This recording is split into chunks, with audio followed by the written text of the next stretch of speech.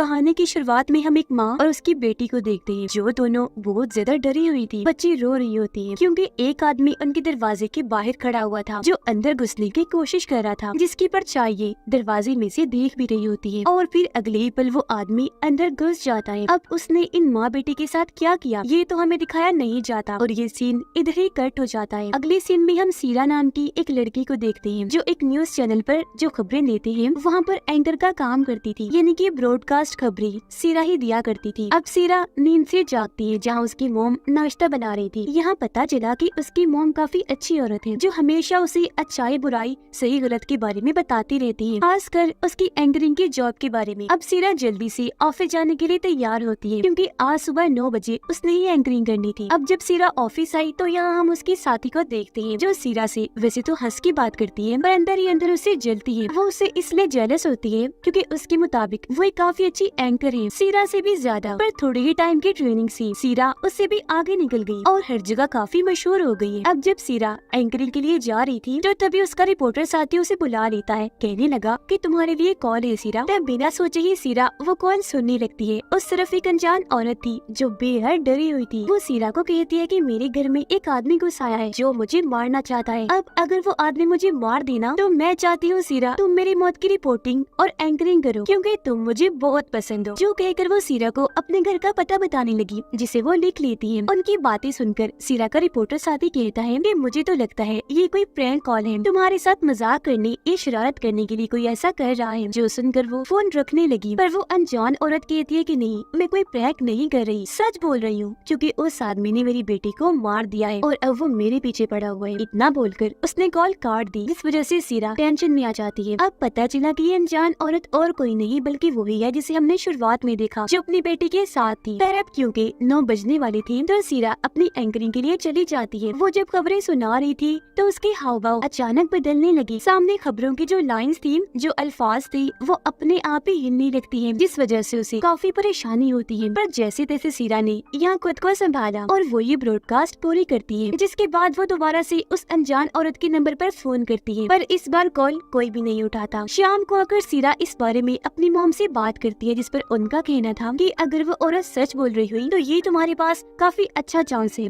एक अच्छी रिपोर्ट बनाने का, इसलिए तुम्हें वहाँ जाकर चेक करना चाहिए। तो अब अपनी मॉम की बात मानकर सीरा उस औरत के बताए हुए पते पर निकल गई और जल्दी उसके घर तक पहुँच जाती है। वो जब अंदर गई तो ये देखकर उसकी होश उड़ गई कि औरत सच बोल रही थी, सच में उसकी बेटी को मार दिया गया था। क्योंकि बाथरूम में जब वो गई, बाथ टब में बड़ी अजीब तरह उसकी लाश डूबी पड़ी थी, जिसे बेदर्दी से मार दिया गया था। और अब जब सीरा कमरे में गई तो वो वहाँ उस अनजान औरत की लाश को भी देखती है, जो कमरे में कोने में लटकी हुई थी। अब जल्दी से सीरा इस बारे में सबको बताती है और यहाँ मीडिया और पुलिस वाले भी आ जाते हैं और सीरा को इस हादसे की रिपोर्टिंग करने का मौका मिल जाता है, जैसा उस औरत ने कहा था। अब जब औरत की लाश को ले जाया जा रहा था तो सीरा उसका मुंह देखने की कोशिश करती है, पर क्योंकि प्लास्टिक शीट में उसे लपेट कर ले जाया जा रहा था तो चेहरा ढका होने की वजह से ये नहीं देख पाती। अब जब वो ऑफिस आई तो उसे औरत की रिपोर्टिंग के साथ साथ एंकरिंग का काम भी दिया जाता है। और इस बारे में जब वो ब्रॉडकास्ट कर रही थी तो उसे एक जगह पर औरत का मुंह दिखाई देता है, जो बहुत डरावनी लग रही थी क्योंकि अजीब तरह से वो वहाँ बैठी हुई थी, उसके बाल खुले हुए थे, जो देखकर सीरा काफी डर जाती है। पर अगले ही पल वो भूत वहाँ से गायब हो गया और सीरा को लगने लगा कि ये जरूर उसी औरत का भूत है जो अब मुझे दिखाई देने लगा है। एंकरिंग करने के बाद वो इस बारे में अपने रिपोर्टर साथी को बताती है कि मुझे इस केस के बारे में अजीब चीजें नजर आ रही हैं, जिस पर रिपोर्टर कहते हैं वो दरअसल तुम इस हादसे से जुड़ी हर चीज को देख रही हो ना, इसी वजह से तुम्हें वो सब नजर आ रहा है और कुछ दिन तक ऐसे नजर आता रहेगा, जिसके बाद ये सब दिखना तुम्हें बंद हो जाएगा। अब क्योंकि इस केस से जुड़ी हर चीज को सीरा काफी अच्छे से कर रही थी तो हर कोई उसकी काफी तारीफ करता है। यहाँ तक कि जो डिटेक्टिव इन्हीं पुलिस ऑफिसर इस केस पर छानबीन कर रहा था, उसका भी इंटरव्यू लेने का मौका सीरा को मिल जाता है, जिस बात से उसकी जेलस साथी को भी काफी बुरा लगता है। अब यहाँ इंटरव्यू के दौरान डिटेक्टिव ये बात खोलते हैं कि उस अनजान औरत को और उसकी बेटी को किसी ने नहीं मारा, बल्कि ये सब कारनामा उसका अपना है। उसने पहले अपनी बेटी की जान ली, जिसके बाद खुद भी अपनी जान ले ली। असल में जब वो औरत जवान थी, कॉलेज में पढ़ा करती थी, तो वहाँ उसे एक लड़के से प्यार हो गया, जिसके बाद उन्होंने शादी कर ली, जहाँ उनकी बेटी पैदा हुई। पर एक दिन उसके हस्बैंड ने उसे छोड़ दिया और ये दोनों अकेली पड़ गई। पर इस हादसे की वजह से उसने बहुत टेंशन ले ली, वो डिप्रेशन का शिकार हो गई और उसे दिमाग की एक खतरनाक बीमारी हो गई, जिसका हालांकि वो इलाज भी करवा रही थी। पर उस दिन तंग आकर उसने पहले अपनी बेटी को खत्म कर दिया, फिर लटक कर उसने अपनी भी जान ले ली। यानी कि ये बस सीधा सा ऐसा केस केस था कि उसने खुद अपनी और बच्चे की जान ले ली, जिसके बारे में घर आकर सीरा अपनी माँ को बताती है, जिस पर उनका कहना था कि देख लो तुम, इसी वजह से मैं तुम्हें बच्चा पैदा नहीं करने दे रही। मैं नहीं चाहती कि तुम बच्चा पैदा करके अपना करियर खराब करो। अब इनकी बातों से हमें पता चला कि सीरा शादीशुदा है, पर वो अपने हस्बैंड से अलग रहती है। ये नहीं कि उनका डिवोर्स होने वाला है, बल्कि उनकी अलग होने की वजह सीरा की मॉम ही है, क्योंकि वो उसे बच्चा पैदा नहीं करने दे रही। और क्योंकि सीरा अपनी मॉम की हर बात मानती थी, इसी वजह से उसकी अपने हस्बैंड से नहीं बनती थी। अब सीरा ने इस केस को अपने जहन पर कुछ ज्यादा ही सवार कर लिया था, इसलिए वो दोबारा औरत का घर चेक करने के लिए गई, जहाँ उसकी मुलाकात इन्हो नाम के एक आदमी से हुई, जो यहाँ पर कुछ ढूंढने आया था। ये असल में उस औरत का डॉक्टर है जो उसका इलाज कर रहा था। वो जब यहाँ से जाने लगा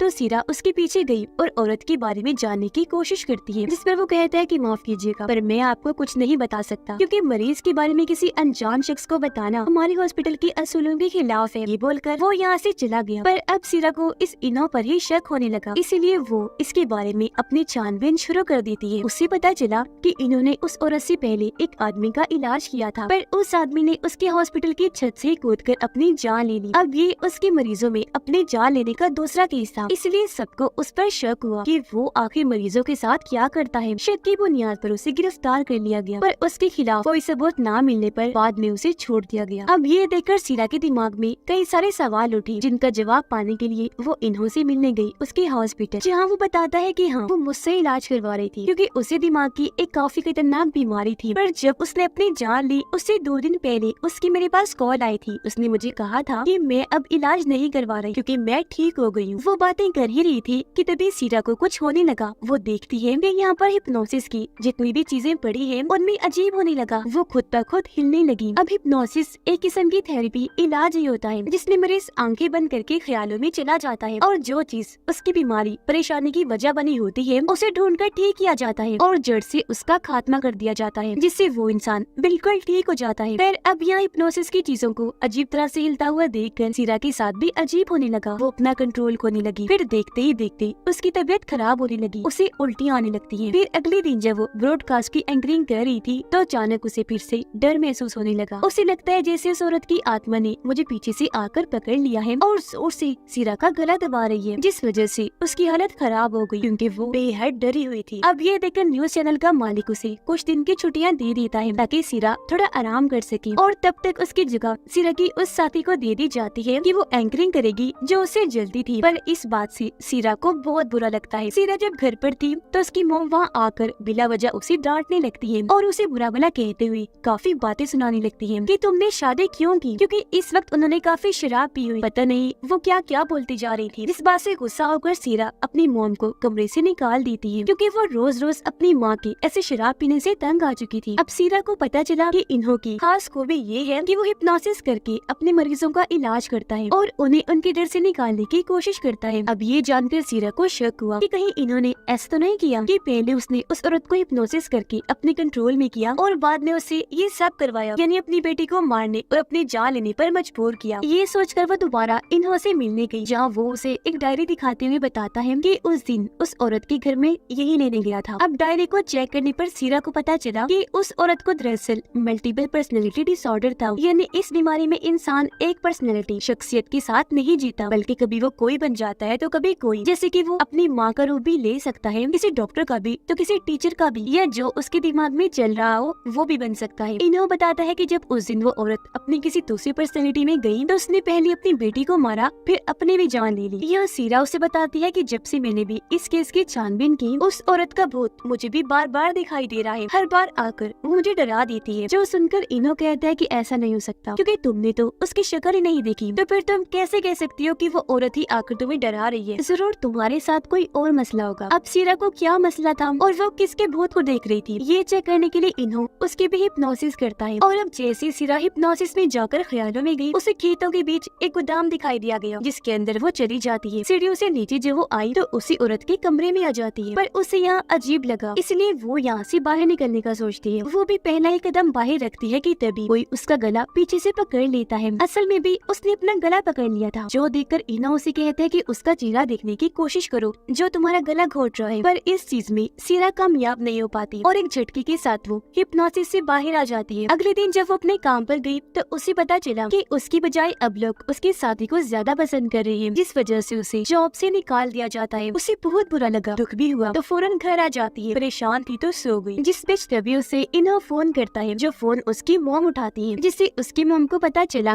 कि सीरा उसे अपना इलाज करवा रही है। जिस पर उसकी मॉम कहती है कि आइंदा के बाद वो तुम्हारे पास आकर अपना कोई इलाज नहीं करवाएगी। अगले दिन सीरा से मिलने उसका हस्बैंड आया, जो उसे साथ चलने को कहता है ताकि वो एक साथ रह सके, पर इस बार भी उसने जाने से साफ साफ मना कर दिया। जिस पर उसका हस्बैंड कहता है कि हमारा रिश्ता टूटने की नौबत पर आ गया है, इस रिश्ते में दरार तुम्हारी माँ की वजह से आई है। जो सुनकर सीरा को बहुत बुरा लगा और वो अपने हस्बैंड पर गुस्सा करके उसे यहाँ से जाने का कहती है। इसी बीच जब सीरा और उसका हस्बैंड बाहर आए तो वो देखते हैं कि किसी ने घर के सारे गमले तोड़ दिए और वहाँ पर एक मैगजीन को भी फाड़ के फेंका हुआ है, जिसमें सीरा की शादी की तस्वीर थी। अब ये देखकर सीरा अपनी मॉम से मिलने उनके दूसरे घर गई, जहाँ पर भी उसकी मॉम नहीं थी, क्योंकि वो तो सीरा के ऑफिस उसकी साथी से मिलने गई थी, जिस बात का शक सीरा को भी हो गया था। उधर इन्हो सीरा के हस्बैंड से मिलने आया, क्योंकि उन्हें कोई बात करनी थी। यहाँ उन्हें पता चला कि सीरा माँ बनने वाली है और उसकी मोम पहले वहाँ न्यूज एंकर रह चुकी है, जहाँ पर सीरा जॉब कर रही थी। सीरा की मोम उस न्यूज चैनल की ऑफिस पहुँच गई थी, जहाँ वो उसकी साथी को अकेले में मिलने को बुलाती है और बातों ही बातों में चालाकी से उसके पेट में चाकू घुसा देती है। उधर इन्हो और सीरा का हस्बैंड एक गोदाम में जाते हैं, जो सीरा के मोम के घर के पास ही था। ये जब अंदर गई तो पता चला कि वही गोदाम है जो सीरा ने हिप्नोसिस में देखा था। अब जब ये दोनों इन्हें सीरा का हस्बैंड और इन्हो गोदाम के अंदर गई तो इन्हें वहाँ सीरा की मोम की लाश मिलती है, जो फांसी से लटकी हुई थी, पर लाश की हालत बहुत बुरी हो चुकी थी, वो पूरी तरह गल सड़ गई थी। अब यहाँ सवाल ये उठता है कि सीरा की मोम तो वहाँ न्यूज चैनल की ऑफिस गई हुई है और अब यहाँ उनकी लाश भी है, तो ये कैसे हुआ? असली वाली कौन सी है और यहाँ पर क्या चल रहा है? इसका जवाब हमें आगे पता चलेगा। अब इन्हो फौरन न्यूज चैनल की ऑफिस गया, जहाँ वो सीरा की एंकर साथी की जगह सीरा को ही एंकरिंग करते हुए देखता है, क्योंकि जब सीरा अपनी मॉम के दूसरे घर गई तो वहाँ से वो अपने ऑफिस आ गई थी और क्योंकि काफी वक्त से उसकी साथी का अता पता नहीं था, इसलिए ऑफिस वालों ने सीरा को उसकी जगह एंकरिंग के लिए बिठा दिया था, क्योंकि उसकी मॉम ने उसके साथी को चाकू से जो मार दिया था। अब जब सीरा ब्रॉडकास्ट की एंकरिंग कर रही थी तो तभी यहाँ जख्मी हालत में उसके साथी आई, जो फौरन जमीन पर गिर जाती है, जिस वजह से ये ब्रॉडकास्ट यही बंद करना पड़ता है और उसे फौरन हॉस्पिटल ले जाया गया। अब तभी न्यूज ऑफिस में इन्हो भी आया, वो सीरा से जाकर मिलता है और उसे सारी सच्चाई बता देता है। तो अब यहाँ जाकर हर चीज हमें क्लियर होती है। वो सीरा को बताता है कि 2 हफ्ते पहले ही तुम्हारी मोम ने फांसी पर लटक कर अपनी जान ले ली है, जिनकी लाश अभी अभी मैं गोदाम में देखकर आ रहा हूँ, जो गल सड़ गई है। वो बताता है कि अब तक जो कुछ भी हो रहा था वो उसकी मोम नहीं बल्कि सीरा कर रही थी, क्योंकि असल में सीरा को भी मल्टीपल पर्सनैलिटी डिसऑर्डर वाली बीमारी है, जिस वजह से उसकी मोम की पर्सनैलिटी शख्सियत उसके दिमाग पर पूरी तरह हावी थी। जब उसने सीरा की हिप्नोसिस की थी तब पूछने पर सीरा ने अपना नाम अपनी मोम वाला बताया था, मतलब कि इन्हों पहले से ही सीरा की इस बीमारी के बारे में जान गया था। अब जैसा कि हम जानते हैं सीरा की मोम भी उसी ऑफिस में न्यूज एंकर थी जहाँ आज सीरा जॉब कर रही थी। तो जब उसकी मोम प्रेग्नेंट हुई, यानी उनका बच्चा सीरा पैदा होने वाली थी, तो उन्हें जॉब से निकाल दिया गया, जिस बात की वजह से वो बहुत दुखी हुई, पूरी तरह से टूट गई। और क्योंकि सीरा के डैड की भी तब मौत हुई थी, इसीलिए उसकी मोम को काफी सारी मुश्किलात का सामना करना पड़ा, जिनसे वो अकेले ही लड़ रही थी। पर एक दिन तंग आकर उन्होंने सीरा का गला दबाकर उसकी जान लेने की कोशिश की, पर उस वक्त किसी तरह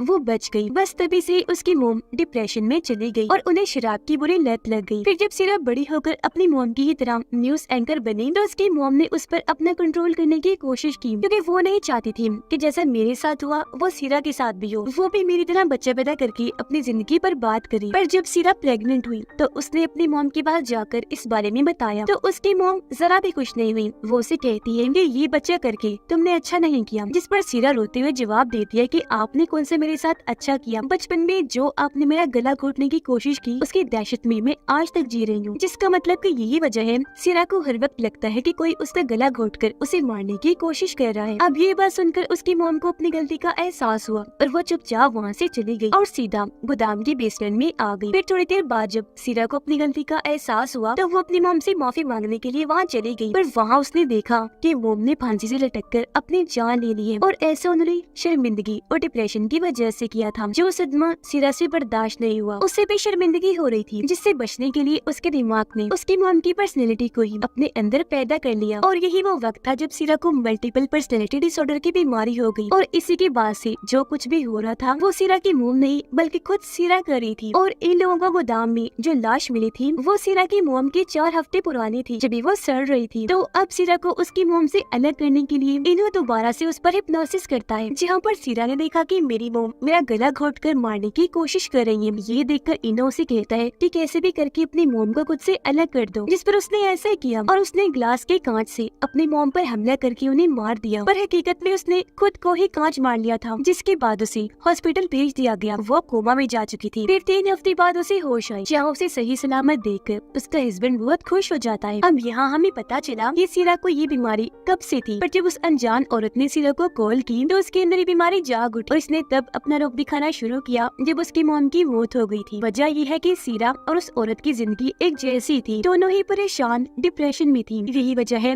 कि सीरा उसके केस से इतना जुड़ गई थी, पर अब क्योंकि हिप्नोसिस के जरिए उसकी ये बीमारी ठीक कर दी गई है, इसलिए अब सब कुछ नॉर्मल हो जाएगा। और इसी के साथ इस फिल्म की कहानी यहीं पर खत्म हो जाती है।